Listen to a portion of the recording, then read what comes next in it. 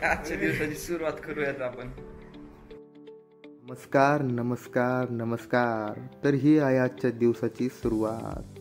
रूममध्ये खूप पसारा पांगला होता, तर म्हणलं चला साफसफाई करून घेऊ. तुम्ही बघू शकतात किती रूम खराब झाली. मग काय, घेतला झाडू हातात आणि तलवारीवाणी फिरत साफसफाईला केली सुरुवात.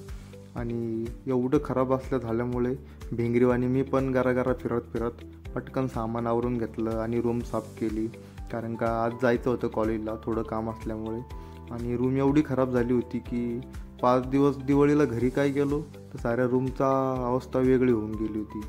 तुम्ही बघू शकतात हे असे साफसफाई चालू आहे. बघा आता कशी दिसते रूम, एकदम चकाचक ना.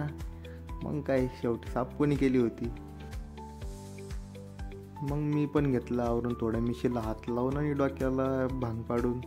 बस आपलं पोरांचं एवढंच असतं, साधं सोपं. हे बघा आजचं आपलं आउटफिट. मग काय, थोडा टाईम लॅपटॉप घेऊन बसलो आणि बघावं म्हणलं कोण जॉब देतं का मला.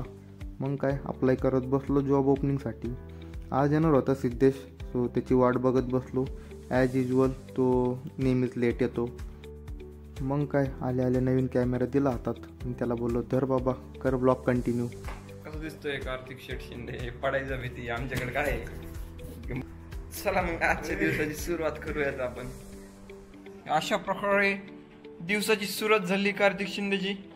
कार्तिक शिंदे या सरांनी, तुम्ही रूमचे हाल दाखवलेच असते त्यांनी, पण आता बघू शकता तुम्ही अगदी सर्व रूममेट याच्या आधी मेहनत घेऊन एकट्याने काम कटाळा न करता एकदम रूम साफ केली आहे.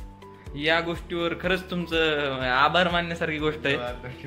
कारण की तुम्ही एवढं सगळ्यांची काळजी घेता, रूम वगैरे स्वच्छता. असं युजली पोरं तर रूम मध्ये राहणार असं एकटं तर कोण नीट करत नाही, पण तुम्ही केलंय. खरंच तुमची तारीफ करावी तेवढी कमी आहे. कारण की असं कोण नाही करत. आउटफिट तर एकदम पोरग कसं दिसतो का आउटफिटवर, इकडे चॉकलेट बॉय. तर कसं आहे मित्रांनो, ह्याची थोडी जरच असेल मला गोरं बघून ती गोष्ट आहे.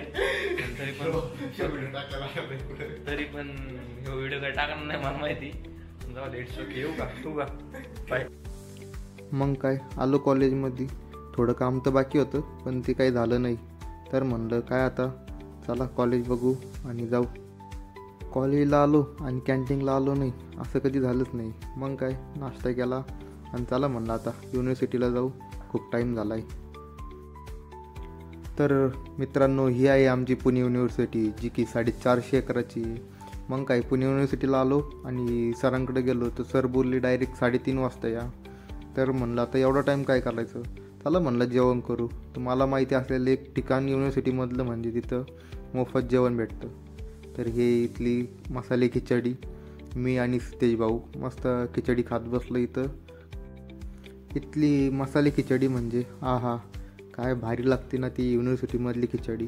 पण हां, इथला टाईम लक्षात ठेवा, फक्त 12 ते 2 वाजेपर्यंत असतो.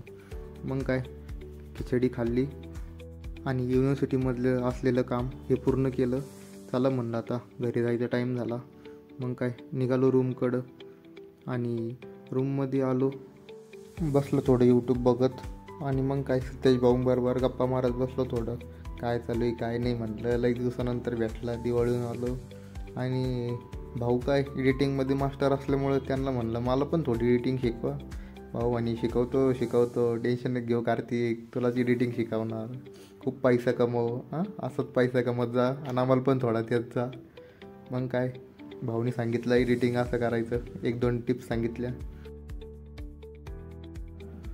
त्यानंतर माझं favourite YouTuber vibe with Yeshi यांचे व्हिडिओ बघत बसलो थोडा टाईम.